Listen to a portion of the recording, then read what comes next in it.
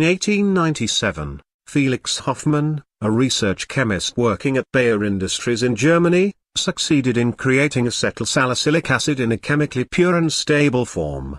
It doesn't matter if you don't know what that means, you'll understand the significance shortly. He presented his findings and acetyl-salicylic acid's possible advantages as a painkiller to Heinrich Dresser, head of Bayer's Pharmacological Institute and a significant figure at the company. Dresser was dismissive. "This is typical Berlin hot air," he responded, in a letter. "This product is worthless." Dresser was a supporter of Bayer's existing painkiller, diacetylmorphine.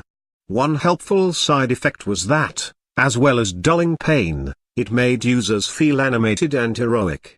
That is why Bayer gave it a name that nodded towards these astounding positives. They called it heroin. As use widened and other side effects were found to be less alluring, heroin was taken off the market. Dresser's decision to reject Hoffmann's discovery was also overturned and a name was given to his product. It was called aspirin.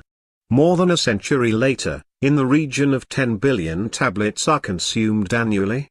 What does this tell us? That even the best ideas sometimes meet skepticism at the start.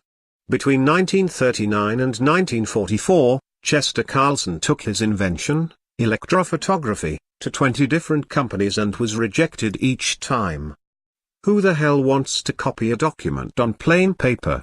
One of his potential investors mocked. Unfortunately for their businesses, what major corporations such as Eastman Kodak had not spotted was that Carlson's dry copies were the most important breakthrough in their industry since photography itself. Eventually, he found a backer for what became known as a Xerox machine, and the most recent figures show the company he created generated revenue of $10.265 billion, £7.851 billion, in 2017. So, VAR has got a chance. It won't be flawless, ever, in the way the paper in the photocopier still jams and aspirin doesn't always clear your hangover, but, for the most part, it works. Just because Enrique Casillas of Paraguay gave a rotten penalty against Portugal on Monday night does not mean technology is bunk. It still requires human interpretation, and humans make mistakes. The view of an incident will still be subjective, meaning there will be differences of opinion. Yet, in the main, VAR has done a fine job at this World Cup. It has righted wrongs, it has addressed injustice. It helped South Korea beat Germany, spotted Panama's wrestling holds in the penalty area against England. Sure, it could be usefully expanded to target divers, and it has created wider problems with dissent, but these are issues easily resolved. It is not VAR's fault that more players are badgering referees now. Decisions can be overturned. There was always the potential for that consequence, and FIFA should have seen it coming. It is not too late to change. Not VAR, but the rules around it. With one rest day before the knockout stages start, FIFA could issue a directive that any player, other than the captain, demanding VAR will be booked. If it takes 5 yellow cards in a minute for a team to get the message that surrounding the referee is taboo, so be it.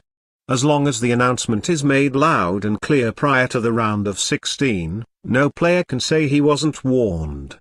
So that problem is solved.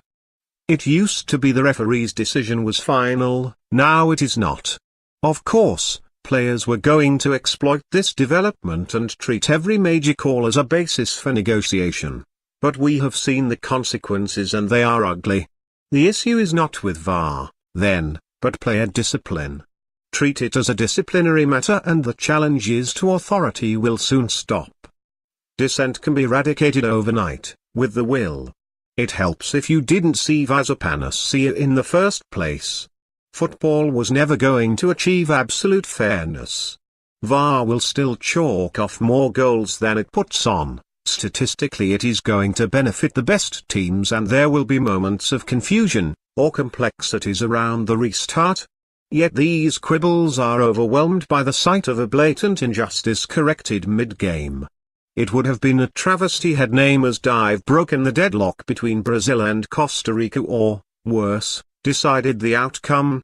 It would have been greatly unfortunate had Iago Aspas' stoppage time equaliser for Spain against Morocco been ruled out, erroneously, for offside. And if there are still mistakes, well, it wasn't as if football wasn't living with them anyway. Errors abound. Now there are considerably fewer. As long as the fans in the stadium are kept informed and if the players stay out of the face of the referee, that has to be a good thing. This telephone has too many shortcomings to be seriously considered as a means of communication. Read an internal memorandum at Western Union in 1876. The device is inherently of no value to us. And yes, we still roam occasionally into a bad signal area, but you've got to admit that most of the time, that thing did turn out to have its uses.